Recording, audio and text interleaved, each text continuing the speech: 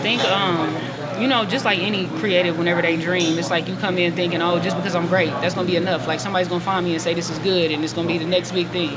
But then you get like a reality check, like this don't work like that at all. It don't matter how good you is. It's a lot of things that factor into it. One time I did a showcase concert for some A&Rs that came from New York. Like I don't know if you heard of Lenny S from Rock Nation. No. Okay, he's like a big time A&R for Jay-Z.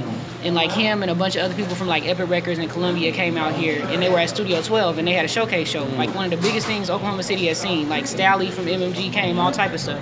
And it was a guy who worked for Sirius XM Radio that was sitting in the crowd. He was there with one of his guys, and he was talking to me, and he was like, I really like the way you do your thing. He said, what you got to know, as far as looking for stars, you got to check off certain things on the box. Like, you got to be talented, you got to have the appearance, you got to have the confidence, you got to have the conversation. You know what I'm saying? You can't have one more than you had the other. It all has to balance out for it to make sense, for them to be able to package it and sell it. So whenever he told me that, and I started like moving through the game independently and like seeing other artists and realizing my strong points and where they were weak.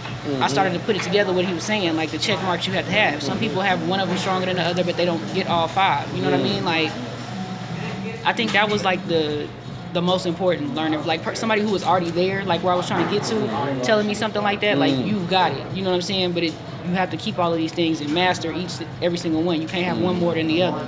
So I mean, that was like my biggest wake up call. You know what I'm saying? Just telling me what it really took to be a star. That I couldn't just be a good musician and that would be enough.